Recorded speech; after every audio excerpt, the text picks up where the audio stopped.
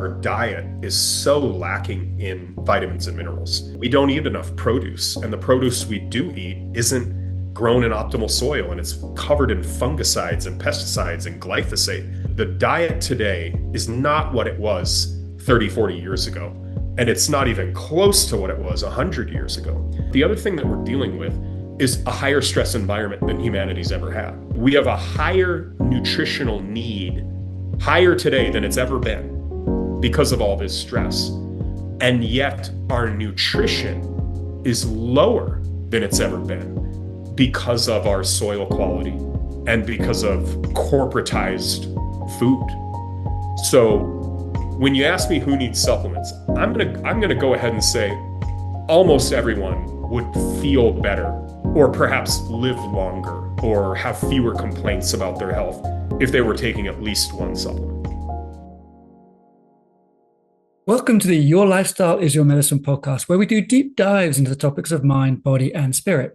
Through these conversations, you'll hear practical advice and effective strategies to improve your health and ultimately add health span to your lifespan. I'm Paget. I'm an osteopath and exercise physiologist with a special interest in longevity.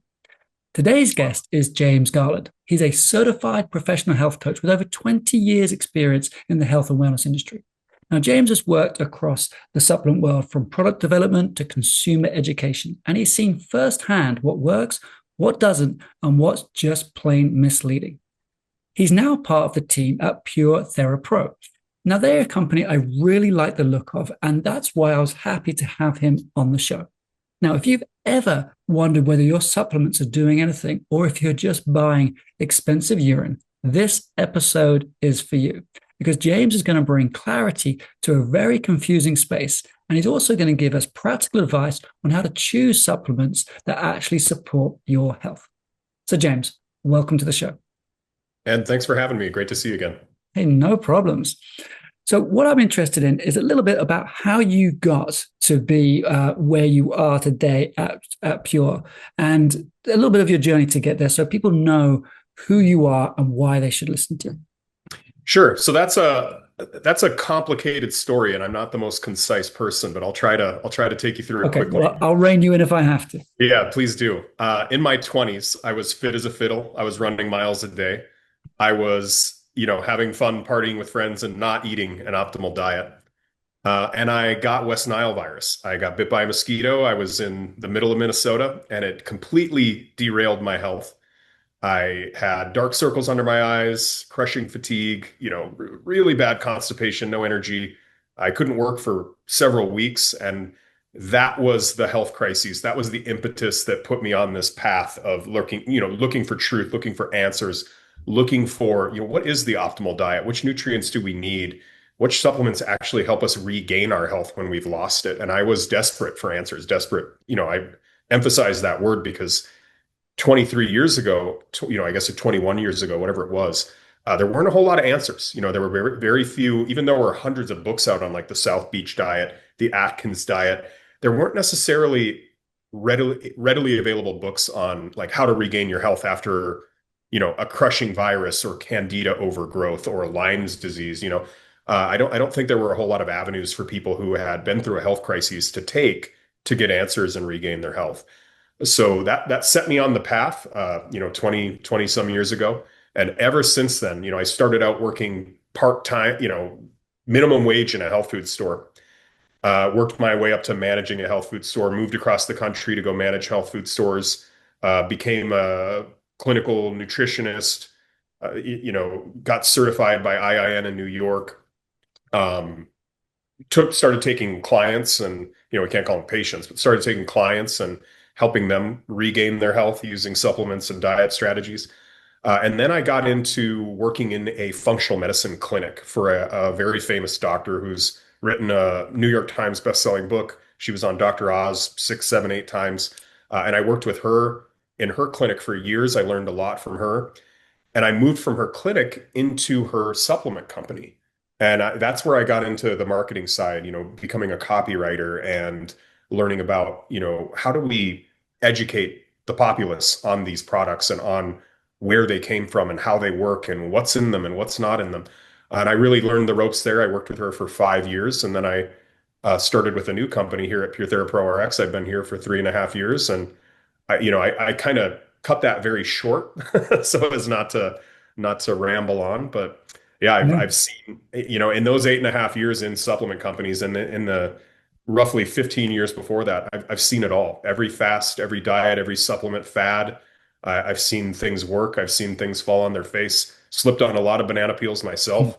Done every diet, every modality you can think of. I've tried it. I've been there. I've witnessed it. And so I do feel like a bit of a veteran in the space, for better or worse. Yes, so it certainly sounds like it. Now, I just want to clear something up right at the beginning of the show, in that you you work for a supplement company. And some people might be listening to this and they might be saying, well, Ed, he's going to talk about supplements and he's going to say this, that, and the other. But when we met prior to this and we did our sort of pre-podcast chat, I was really impressed with your integrity to say, well, yeah, I am in the supplement industry, but not all supplements, are the be all and end all. And so I just wanted to clarify for my listeners that yes, James is working in the supplement industry, but I think he's going to give us an unbiased opinion on supplements. I appreciate you bringing that up because that's very important to me. I consider myself a person of integrity, extremely, as transparent as I can possibly be. And yeah, when you're speaking to somebody who works for an organization, whether that organization is a supplement company, the FDA, some government branch, or even a manufacturer, generally they're going to spin what they tell you. They're going to, the advice they give you is going to be biased in favor of the industry that they work for, the company they work for. I try to avoid that as best as I can. And I know my founders, that's one of the reasons I work at the company I do, and that I don't go make $250,000 a year selling insurance or something. Mhm. But one of the reasons I work here is because that's so important to my founders is education, transparency, purity. Like those are the principles I try to live by. I try to have my family live by, and they support me in that. So not to float their boats too much, but Yeah. it's just one of the things I appreciate about working where I do. That Well, said, I don't think supplements are always the answer for everyone. I don't take every supplement we manufacture.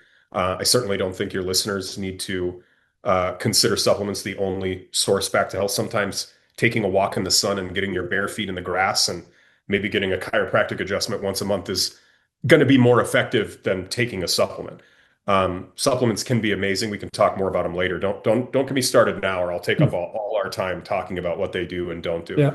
But yeah, I believe that you can rely on me for an unbiased opinion on the supplement world, and supplements themselves, even the ones that we manufacture. Mhm.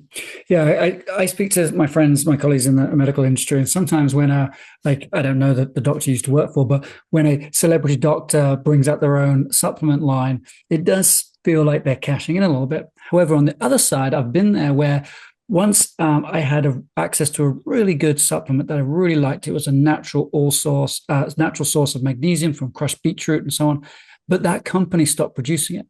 And so then I could see a gap in the market where I would be like, oh, okay, well, I like that product.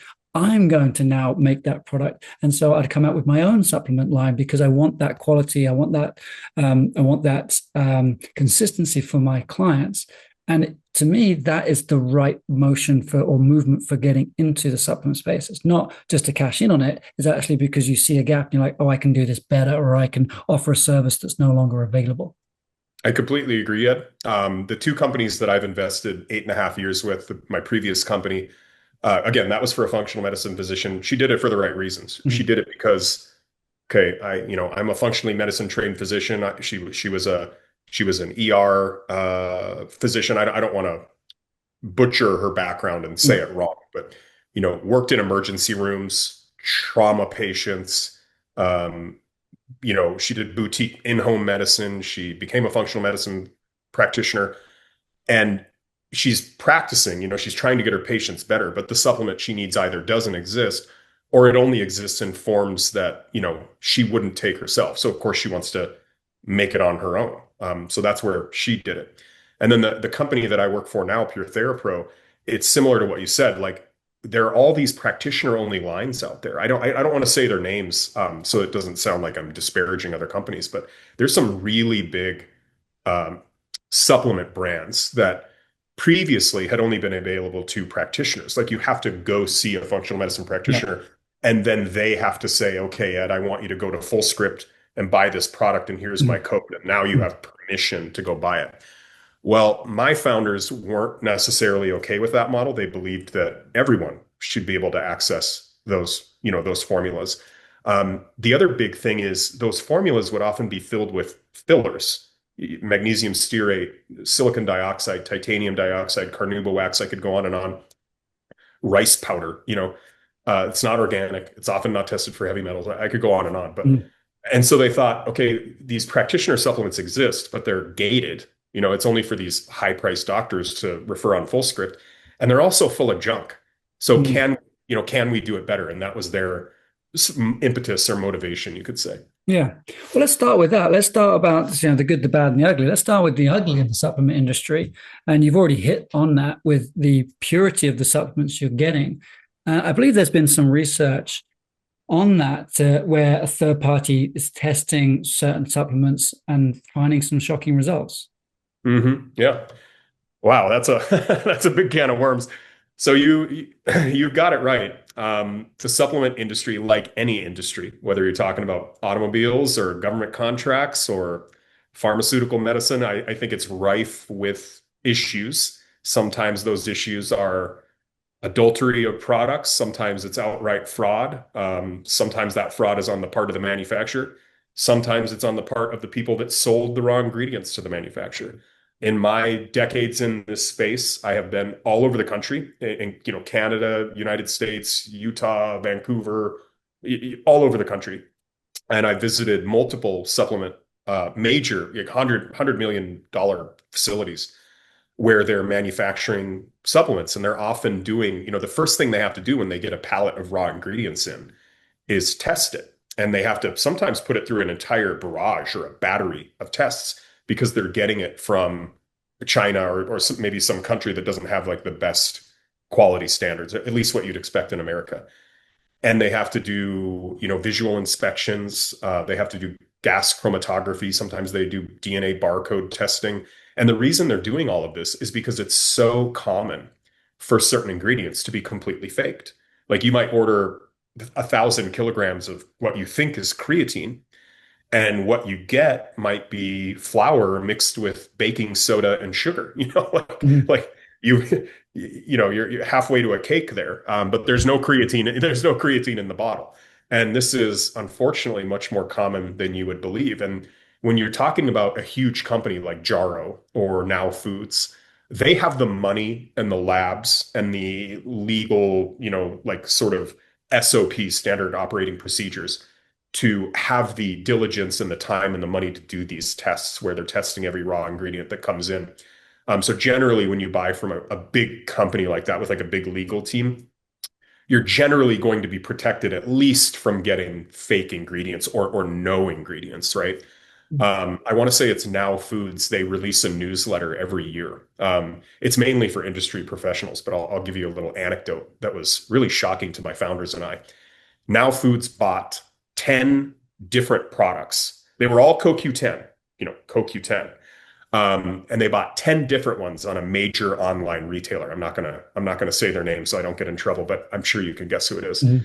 So they bought these 10 CoQ10 products and then they tested them using their laboratory equipment. Well, seven of them failed the test. I could be, I don't want to butcher the study. Maybe it was six, but I believe it was seven failed the test. And they failed the test because they either contained far less than the labeled CoQ10 claim. Like if the label said 500 milligrams or 200 milligrams of CoQ10, they contained far less than that. And a few of them, I want to say two or three, actually had no CoQ10 present at all. And so that's what we're dealing with here. Like you've got based on that study anyway, which is anecdotal, of course, you've got a 3 in 10 chance of buying a product that is both real and meets label claim. Mhm. I think that is an abysmal reputation for the supplement industry. It's a stain on our industry. It's a stain on supplements. I personally can't stand it. My founders can't stand it, but it's the truth. And so Yeah. I don't know where you'd like to take this conversation Well, there. I've got plenty so more anecdotes just like Well, that. well, before we get to, a solution there, because I believe there are some, I just want to ask you this. So I read an article a while back about luxury foods, so caviar, truffles, that kind of stuff. And the basically the mafia have got involved. The mafia being a very collective term for organized Hmm. crime, has got Yep. involved with somewhere along the transport line, watering things down, cutting things, and so on. Now, do you think that the miscommunication between the company in stateside, let's say, buying something from another country and not getting what it's ordered is just fraud from those distributing companies, or is there something else in between, like people trying to muscle in on the supply chain? That's a great question. I have seen studies, and when I see these studies, I adapt my behavior pretty much instantly because my health and my family's health, those are the most important thing in the world to me. Um, and so when I see a study that says 80% of olive oil on supermarket shelves is either fake or adulterated, Mm-hmm, mm-hmm. which is pretty interesting, Ed, because I just gave you an anecdote where 70% of the CoQ10 supplements were fake or adulterated. So if that's if odds are that we're going to buy something like olive oil, honey, coffee, um, caviar, whatever Yeah. ingredient we're talking about, and we've only got a 70, yeah, sorry, a 20 to 30% chance of actually getting it right, of actually getting what we think we're paying for, that raises serious questions like the one you just posed. And my opinion is that it's probably a little bit of both. And so I would say willful ignorance, being taken advantage of, fraud by third parties. It's often, in my experience anyway, the person you're importing it from. So if Ed, tomorrow you go to open up your own honey business, right? And you want to do everything right. You want to be certified organic. You want all of these bees to be gathering honey Yeah. on. And money, Yeah. for sure. Freudian slip. You want all of these bees to only gather honey from like untouched, pristine wildflowers on, let's say, regenerative agricultural land. Let's say those are your standards. And so you demand that your suppliers meet those standards. But unless you're out there investigating those fields and ensuring that their equipment isn't cross-contaminated and ensuring that they're not mixing your honey with corn syrup and simple syrup and things like that, how would you know if they're pulling a fast one on? It takes real diligence on your part, on the person who's putting his name on the product, his or her name. That's where the diligence has to come into play. And so I think if you don't do that diligence, do I think you're a fraudster? I don't. But I also, I don't think you're doing it right because you're clearly not aware that a big chunk of the world they want to separate a fool from his money, unfortunately. Mm-hmm. Yeah, so these smaller retailers that sell on online and so on, maybe their heart's in the right place, but they're just not getting their raw materials from the right places, or there's bad actors or whatever in the supply chains. What do we do about that? What do we look for in a company? So I think it's different for every industry. If you're in the honey industry, the avocado oil. So, like you said, avocado oil, olive oil, caviar, pretty much every dietary supplement, creatine, fish oil, CoQ10, all of these things are prone to being faked, adulterated, contaminated. I can tell you what we do, and I Yeah. can tell you, what I've experienced at past companies. One of them is not doing businesses with known bad actors. And unfortunately, sometimes that might be like an entire province or an entire country. I don't want to, badmouth an entire country. I would never do that. I think there's wonderful people all over the world. And I wouldn't say just because we say don't buy raw ingredients from China that, all of China is a bad country. That's Mm. crazy. But yeah, sometimes it means not importing ingredients from certain countries because that country, their government simply does not have the rigidity in quality or standards that is required for an industry like ours. So yeah, if you're importing honey from China, unless you're there on site and you've got an employee there who's monitoring the filling of those bottles and where the filling came from, I think it would be very difficult to, make the claim that it's 100% pure and organic, because you really don't know. Yeah. So we will insist on certificates of analysis that show, like, okay, here's what was input, here's where those materials came from. We insist that, it's not from this country and it doesn't contain these fillers. So we have very strict, like, how do I want to say this for your listeners? Very strict contractual terms. And we also pay visits. There are people on my team that will go to the manufacturing lab and just verify, yes, even though we have a wonderful relationship with the lab, it's still the diligence is on us. The onus is on us. It's our name on the product. And so, yeah, we're gonna send people there from time to time and do spot checks, investigate the facility, ask to see their paperwork, even though, they've got it all online. We want to see it. Is it stamped? Is it sealed? Is it signed?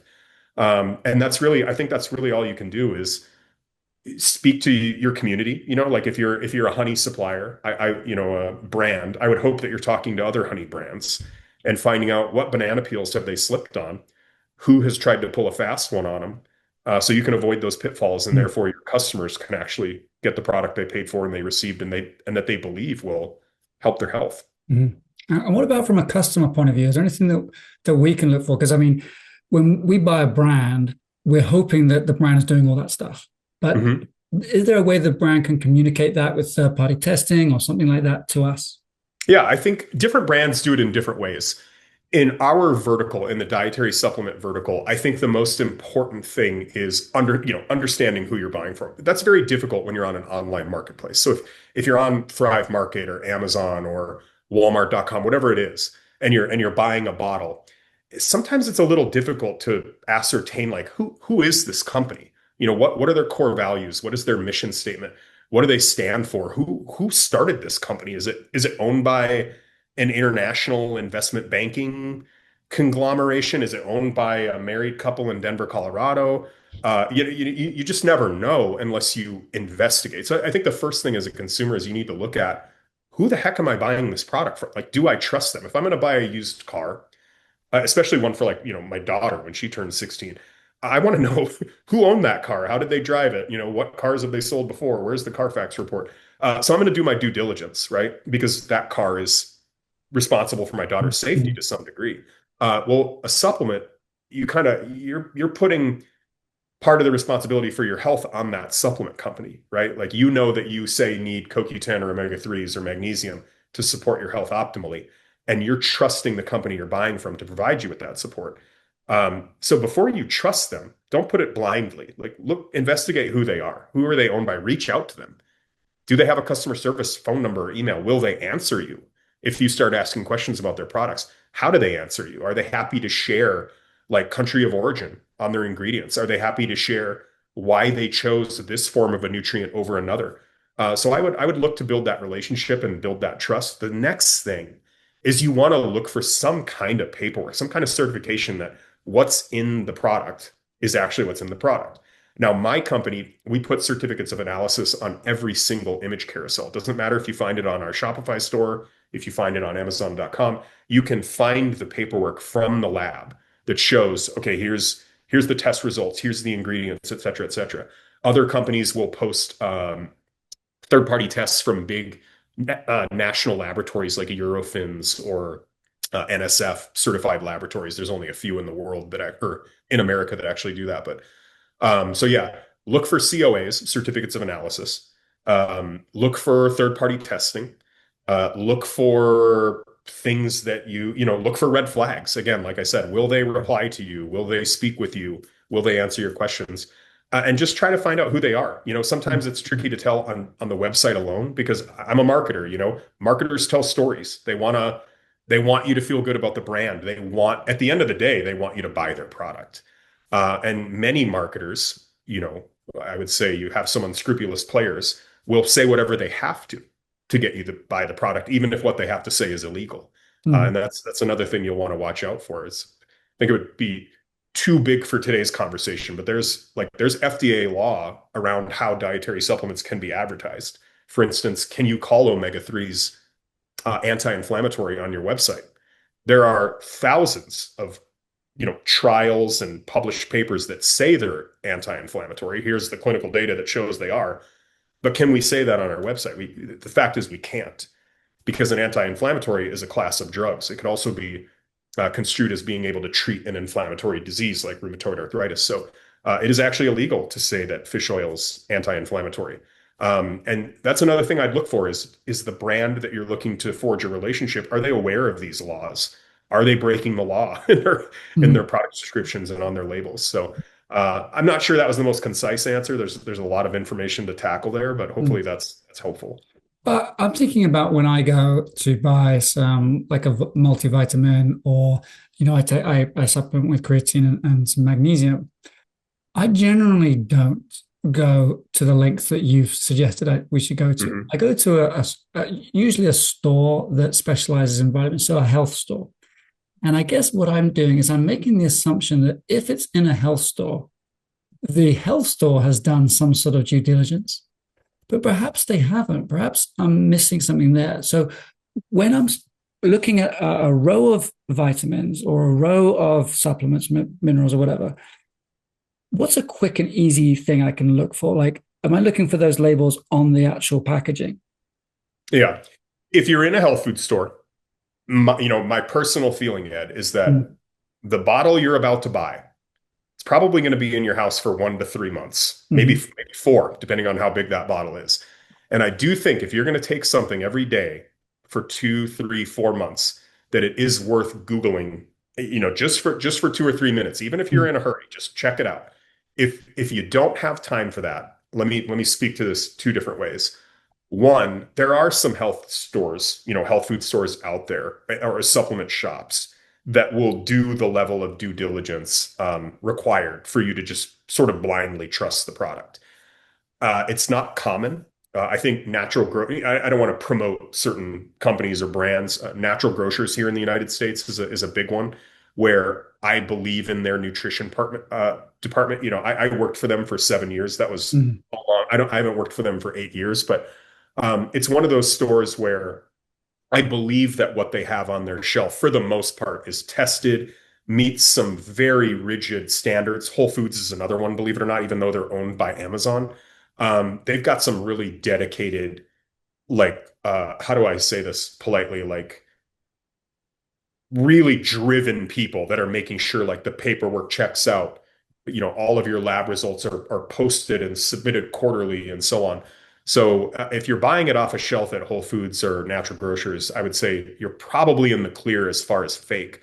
That said, a lot of times these olive oil and honey studies, they're going to Whole Foods and they're Yeah. buying it, and 8 out of 10 are fake. Because just because your paperwork is in order doesn't mean your supplier didn't pull a fast one on you. So here's what I would do. I would Google it for 2 to 3 minutes, and if you can't do that, look at the label. Does the product have an FNSKU or a UPC code? That helps add legitimacy. Look at the other ingredients section on the label. What's in there? I've got a bottle of kombucha here, but if I flip it around, I've got the nutrition facts and the ingredients. And on a bottle of supplements, if you're looking at magnesium or vitamin C, whatever it is, there's going to be a little section that says other ingredients under the supplement facts panel. It's legally required to be there, even if there are no other ingredients. It still has to be there. It has to say other ingredients, none. If that's not there, well, then it's not FDA compliant. And if it is there, you're going to be able to see what that product was manufactured with. And this is where I'm not going to say I draw a hard line. I'll occasionally take a product with a filler if I have to. But if a company is using fillers or excipients or flow agents in their product, that's where it's going to show up in the other ingredients section. And those are usually going to be, like I said, magnesium stearate, silicon dioxide, titanium dioxide. Sometimes they use it just to color like a soft gel. Like if you buy a soft gel from one of my favorite big brands, in fact, I mentioned them earlier in the call. I won't say them again so I don't disparage them. But if you buy their CoQ10 soft gels, and you turn it around and look at other ingredients, it literally says titanium dioxide. That's a heavy metal. I think we all know heavy metals, especially Mm. the soft ones, are horrible for our lymphatic system, for our brain, soft tissue, etc. Like I think the whole world is aware that like aluminum, tin, mercury, too much copper, too much iron, titanium, all of these things can be very problematic, but it's right there. It's in other ingredients. And they also include carnauba wax. That is completely indigestible. I mean, literally in the 60s and 70s, that's what you waxed your car with. And so why is it in a CoQ10 soft gel? The simple answer is they added in there to make the gel cap feel better and look better. It's not in there to help you be healthier, Ed. It's not in there to make the product more bioavailable or to make it work better. In fact, those ingredients are likely to make the product work worse because they're often binding or indigestible or inflammatory, right? Perhaps they interfere with stomach acid production or bile production, or they bind to the vitamin C or the magnesium and don't allow your body to absorb it. So anytime I see ingredients like that in the other ingredients section, I take a pause. That tells me right away. This is where I risk sounding like a marketer, and I apologize in advance. But that tells me right away that the number one goal of half the ingredients in this bottle is to make it more economical for the manufacturer, right? They didn't put rice flour in there to make it healthy for you. They put rice flour in there to make the capsules look full. So it's all about appearance and value proposition. It's marketing. They didn't put silicon dioxide in your magnesium supplement so that it would work better for you.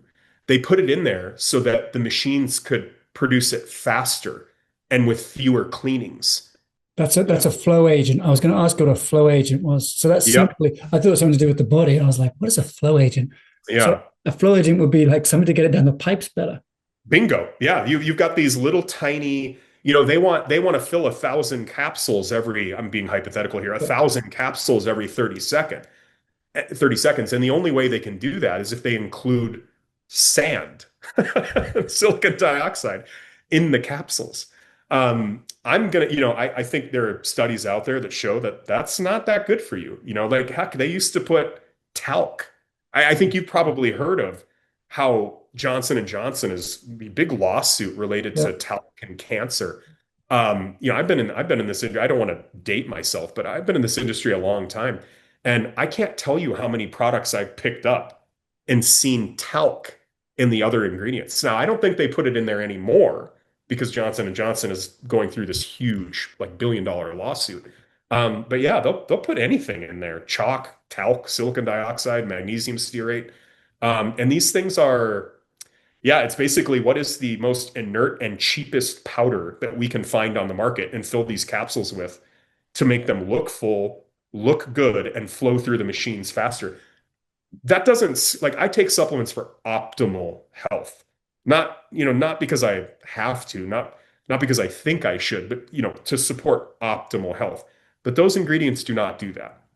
And so I apologize for the long-winded answer, but that's one of the top things I would do as a consumer is I would look at the other ingredients section because I think that will tell you really quickly. I hate to put it so simply in black and white, but does this company care about me and optimal health, or do they care about the economics of the product? Yeah. To me, that's a big tell. It's so interesting. I think magnesium stearate is candle wax, if I'm not mistaken. And So magnesium stearate, its yeah, name comes from steer, which is cattle. right. And initially, it was a byproduct of glue making. So when a cow was, sorry to speak, so hopefully you don't have sensitive Yeah. listeners that are upset by this, but when a cow was slaughtered for its meat, they didn't want to waste any part of it, and horses too. Their hooves were essentially cooked down Mm. into glue. Like back in the day, Elmer's glue was literally horse hooves and cow hooves that had been cooked down. And stearic acid was a byproduct of that. And so I don't know that it's all vegan today, but they have sort of synthesized it so that I think a lot of it is vegan and not necessarily from horse hooves. But yeah, it's not a health promoting at all. In fact, there were studies that came out in the 70s. Some people say these studies are debunked. I would question that. I think everybody should go make their own judgment, look them up. These days, you can ask Grok or ChatGPT or something like that. Like, hey, what do you think about the 1970s studies on health and stearic acid, and how does today's science reflect on that? Like, go Mm. play with it. I encourage it. Don't take it for, like do your own research though. Don't let AI do all of your research for you because it is inherently, it's just it's just a language model. It doesn't know the answers. It's just repeating information that it finds on websites that it believes is relevant. So don't trust it blindly. Be careful there. But yeah, that's stearic acid. It came from cow hooves. They needed a use for it. So they sold it as a filler to food packing and supplement industries. And yeah, that's sort of Gee. been around for decades. Okay, so I was incorrect. It's not candle wax, it's something else. Yeah. Yeah. Interesting. I remember there's a form of therapy called applied kinesiology. And it's a little out there. And when I was first introduced to it, I was like, okay, this is all rubbish, but whatever. So I was actually the model in the class. And you stand up and you put your arm out straight, and the therapist presses on your arm and tests your muscle strength. And then he gave me a capsule with magnesium stearate in it. I put it on my tongue, and I literally couldn't hold up my arm against his pressure. And I thought, oh, he's just pushing harder. But he's not. He wasn't. And he got someone else up to check as well. And we wasn't pushing Mhm. harder. And then I took the capsule out, washed my mouth out, and I became strong again. And so since then, I've always like wondered, should we be like, if that applied kinesiology thing is true, i.e., your muscles go weak when you're in contact with some sort of toxin, then don't eat that stuff. Yeah. So I'm well aware of applied kinesiology. Yeah. Again, I've been in this vertical working for over 20 years. And if you work in the vertical, oftentimes you're subscribing. I go to chiropractors. I go Right. to, I've been to energy workers. I've done Reiki. And I've done things where I'm like, is this bogus? Is this working? I can't tell you how many thousands of dollars I've spent on everything from fasts to colonics to, your listeners Right. probably don't want to hear everything I've done, but yeah, I've done kinesiology. And every time I do it, Ed, I learn a lot and I'm like, wow, that's really accurate. But at the same time, I'm like, are they just pushing harder? Is this real? There's no way for me to know. Yeah. But I know a lot of people believe in it. They believe like the body has like energy networks that we can't necessarily see, but like your body picks up on what's in its mouth. And if it's sort of inhibiting the energy of your body, it's gonna show up. Yeah. So yeah, I do believe there's something to that. Well, interestingly, when I was first introduced to it, that was 20 plus years ago. And subsequently, I've actually trained in a variation of it. And even during the training, the instructor would show something, and I'd be like, no way does that work. And then I would go up as the model, try to disprove it. And sure enough, it worked. And yeah, some of that stuff, I have no idea the mechanism. I don't even think the people who invented it understand how it works. I think it's Yep. beyond our understanding of the human body at the moment, which is why it's Yep. very easy for some people to say, "Oh, that's rubbish. There's no evidence." But I think there's something in it because I actually use aspects of it in my own practice. I have a theory. I don't know if it's legit. I'll say it very quickly. You can edit this out if you want. Sure. So quantum physics has proven, even just like radio wave and Mm. wavelength science has proven that like a wavelength of this frequency can completely cancel out a wavelength of this frequency. So if you've ever taken a homeopathic remedy and you have any idea how homeopathic remedies are manufactured, if it worked for you, there's only two explanations for that. One of them is placebo effect, Mhm. right? Which they've disproven using placebo-controlled double-blind studies. Like I can't tell you how many studies are out there that prove sort of unequivocally that homeopathics work, even if you don't know what you're taking or if you're taking a placebo. And if you rule out the placebo effect, if you know how homeopathics are manufactured, how there's only like one millionth of one part. Like, so if you take, for instance, Arnica montana, and you take it in a 30C, well, the dilution of that is so that it's like 99.99999% water. And that 0.000000001 might be a little bit of the Arnica montana. And the idea is your body picks up on the energy of that. I would say the frequency, right? Every ingredient, every atom, every molecule has a frequency.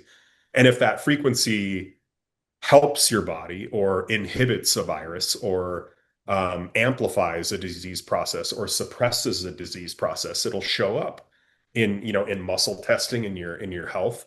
Anyway, that's my theory. I don't know if there's anything to it because I think it's just too complex for science to study. But perhaps in 20 years, we'll be Mm. able to prove this out. It is fascinating. I've got to share a Yeah. story because we're on this now. It's a bit of a side story, but it's such a good story.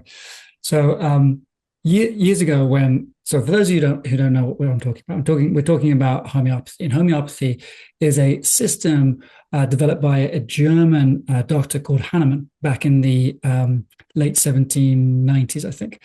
And Hahnemann just noticed that if someone was taking digitalis, which is actually a form for, a plant to do with heart problems, it will help the person if the person has a heart problem. However, if they take it and they don't have a heart problem, it will actually hurt them. And the same with most medicines. They would help if you've got the problem, but you shouldn't take them if you don't have the problem. Anyway, he thought, okay, can we do this with a micro dose of the thing, whatever it is? So he ended up diluting down these dosages of the poisons. He would give things like arsenic and so on. For arsenic poisoning, he would dilute it right down into very, very safe dosages. And he played with this sort of balance until he found he could get results. Anyway, he was disbarred from Germany and he ended up in exile in Paris. And he had a very, very strong practice in Paris. So it turns out that one of my relatives, years and years ago, he was quite well to do and he knew the King of England, but he was sick. Actually, sorry, his son was sick. And he was chatting to the king and he said, my son's really sick. I don't know what to do. And the king said, look, don't worry. You got to go see this guy in Paris. His name's Hahnemann. This is King George. Wow. Yeah. He says, and the guy says, well, my son is so sick, he will never make it. He says, don't worry, we'll put him in my bed. So they put him in the king's bed and carried him to France. Right? There's no word of a lie. Carried this guy to France. Goes to Hahnemann in Paris. Hahnemann says, so what have they said? The doctor said, they said, oh, it's my lungs or something, I'm dying. He says, it's not your lungs, it's your liver. You'll be better in a week. And sure enough, Wow. this guy was better in a week. Hahnemann just treated him, sent him back, didn't need the bed to go home or anything, 100% cured. And so that little group of that at that time, the aristocratic families in the UK were influenced by the king, obviously, but they met Hahnemann. And so even to this day, the queen or this queen who, sorry, recently passed away, the queen and King Charles will still be promoting a homeopathy, even though the medical world doesn't particularly like homeopathy, but that's the history of why they do it. And I think it's kind of cool that's connected to my family in a way. Yeah, that is honestly, I have a lot of conversations about health and wellness every day, every week. That is one of the best stories I've ever heard. I can't tell you how, like Yeah, I'm tickled by that. And I'll tell you, Paris is it's been the homeopathic capital. I didn't know why. that's why. Yeah, That must be why. Like Boiron and a lot of the big companies, they're out of France. yeah, And it sounds like because the Germans kicked them out, perhaps. it's 100%. And he resettled. Wild. He resettled to Paris. Anyway, Amazing. we need to get back on track with Sure. these supplements. So what I'm trying to do here is basically educate my listeners to say, okay, if you're going to take some supplements, this is what you're looking for to separate the good, the bad, the ugly. And I think what we've done there was we've given them some tools to stand in a health food shop and at least have some idea of what they're getting into. Hmm. But now I'd like to get to the next sort of step in the journey, which is who needs supplements? Sure. And maybe we can talk about this thing called the RDA. So who needs supplements? It's a big one. I think, this is where you're asking a marketer and Mhm. you're also asking, I'm going to go ahead and I'm going to proclaim myself to be a supplement geek, right? I'm a fan. I know so much about them and I know so much about health. I know so much about diet, soil quality, how our soil is depleted in nutrients. On that note, like it might shock your listeners to know this, and I should have looked up this study before I had the call. I didn't know it was gonna come up. But they've shown, like science has shown that if you test an orange grown today, like in the soil in Florida, it has X amount of vitamin A. And they have the same data when they tested an orange in the 30s and the 50s and the 60s. How much vitamin A did the orange have? And it's actually 5, 6, 7, 8 times higher. I think an orange in the 50s and 60s had 8 times more vitamin A than an orange has now.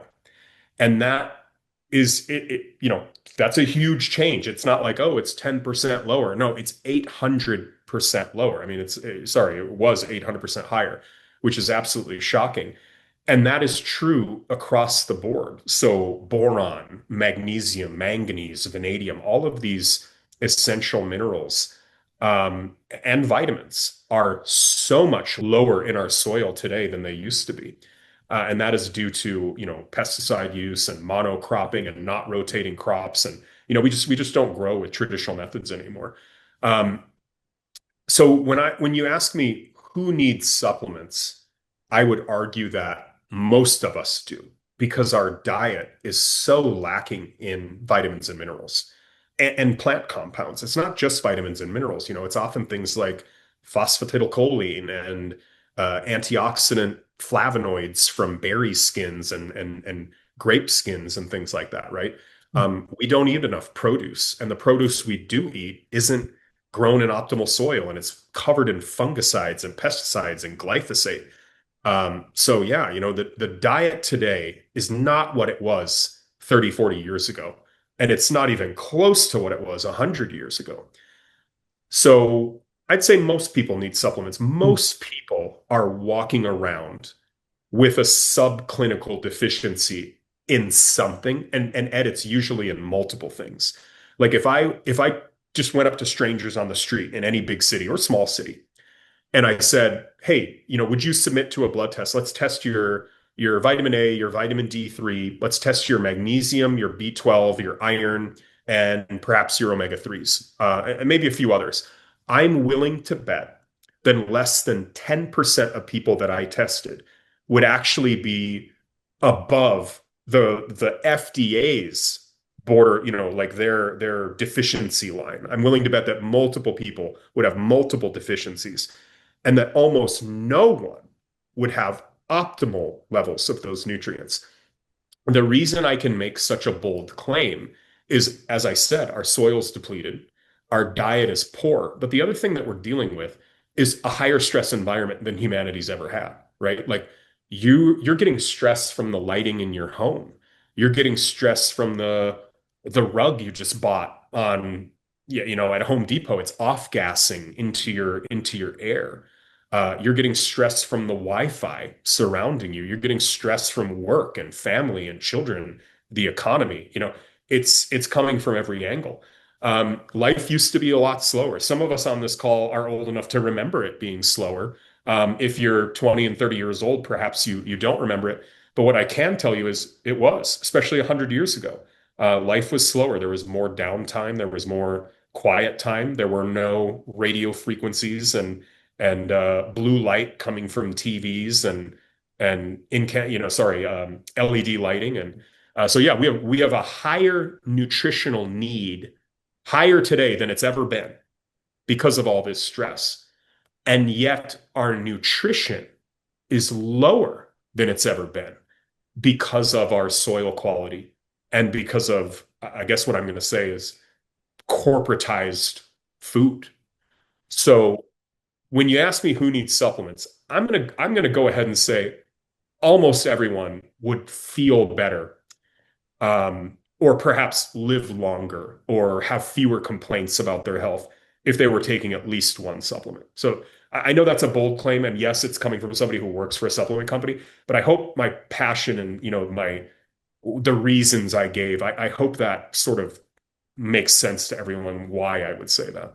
No, I agree. It's like this sort of confluence of factors, right? That we can read in the newspapers about the poor soil management and soil quality. I think everyone's on board with that. Some people would have seen those studies that suggest that the spinach of today is not as good as the spinach of yesteryear. And then our diet, like you said, our diet has shifted, so we're not even eating that stuff. Even if we want to, we're eating processed food in the first place, so we're Yep. not getting Yep. the nutrients there. And then, like you say, everything is increased in stress, so we need more. We need more of the correct nutrients into our systems. So, what's the average Joe to do then? Let's say like they feel okay. Maybe they're just tired because life is tired them down, but they've got no clinical reason for being tired. We're not gonna say that they're sick. Mhm. Should they look at getting a multivitamin, or should they test and be more specific? Like which? Because I think there's two branches there. You've got the people who are like, you know what, I just want the insurance policy, and you got the people like, well, I'm not going to take that because that's just a waste of time. I need to be specific. Is there an avenue you recommend? Yeah, I'm willing to bet it's probably similar to the one that you would recommend. I think if you're the average Joe, and there's nothing wrong with that, and you feel okay, like you said, you don't have any major complaints, in that situation, yeah, I'd take a good methylated multivitamin. And if I was a woman, I might even consider a methylated prenatal if such a thing exists.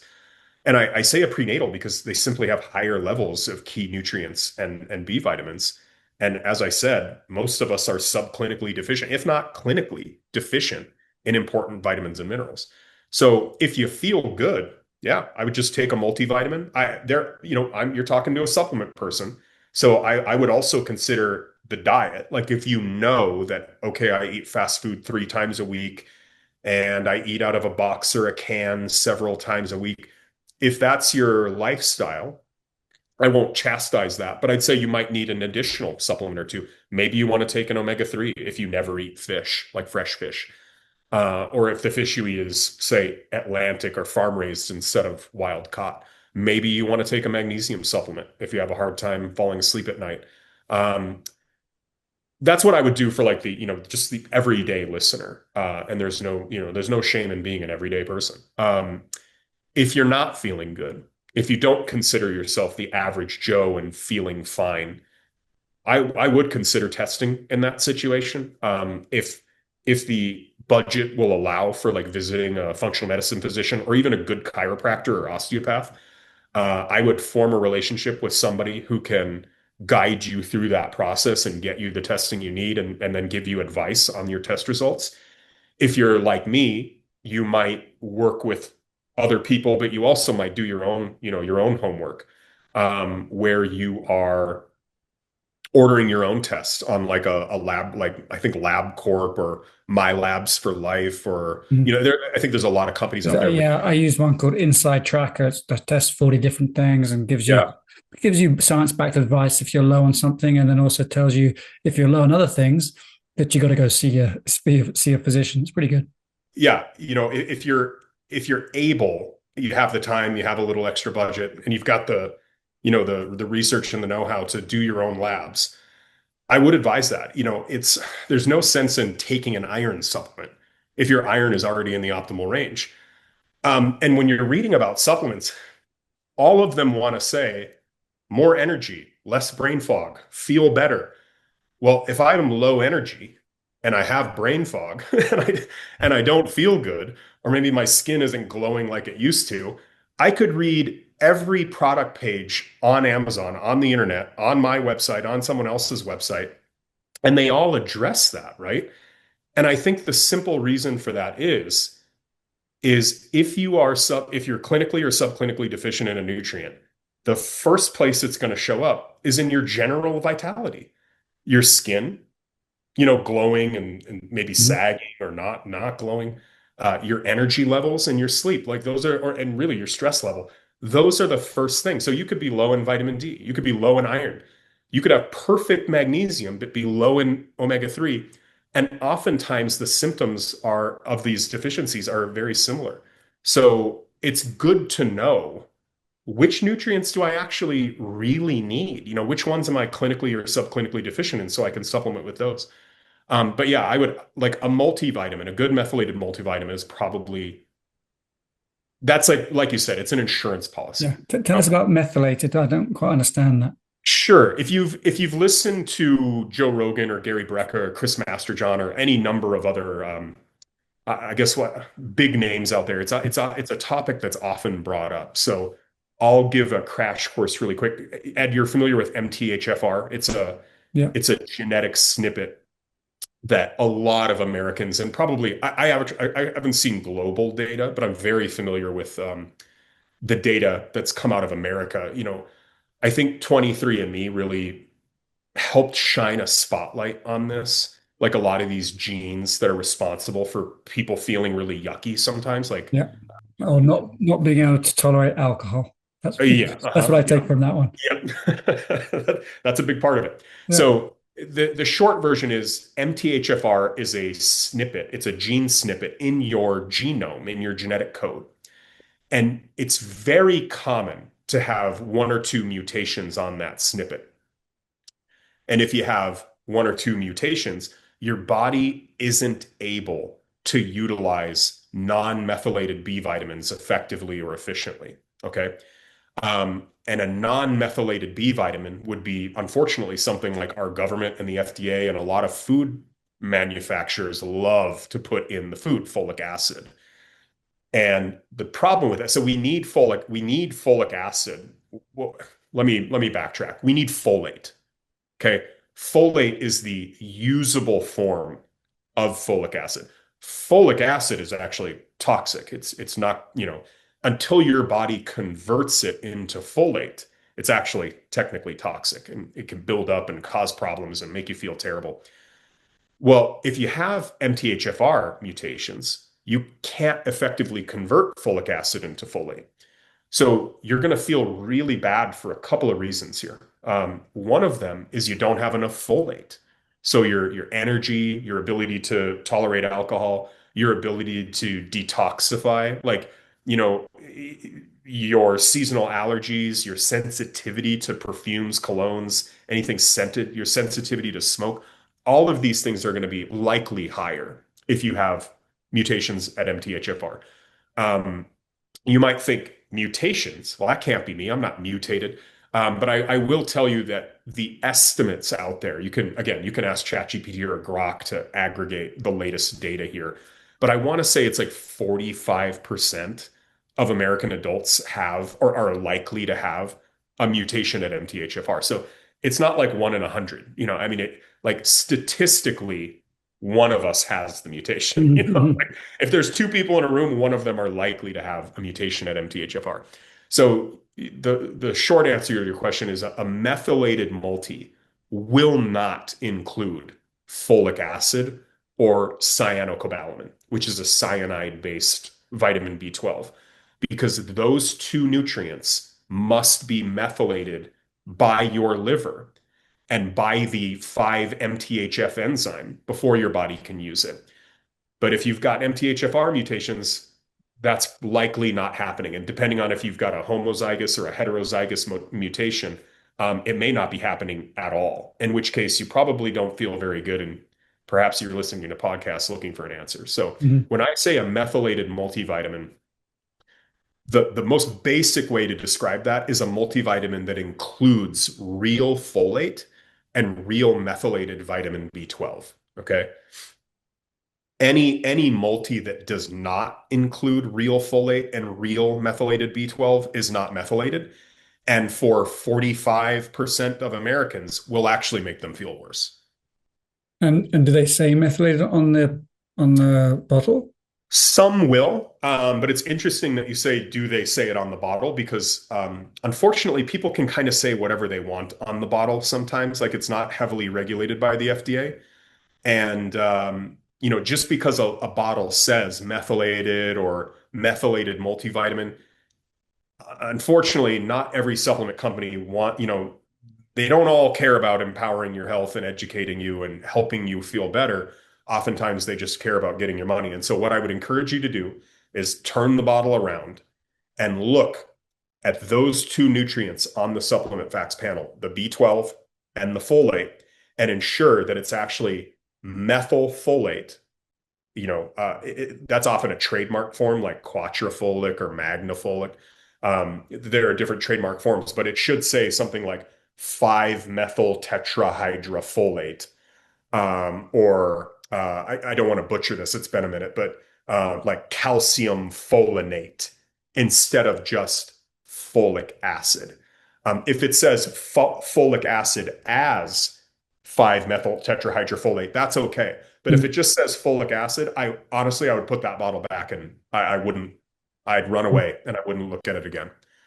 Same with the B12. It should say methylcobalamin or methylcobalamin, however you prefer to pronounce it, not cyanocobalamin. If you see cyanocobalamin or folic acid, I would put that product back.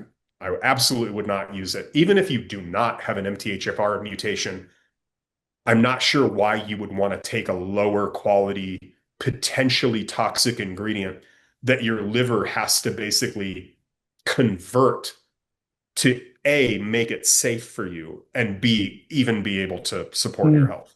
Yeah. interesting. And does Pure TheraPro RX have a multivitamin?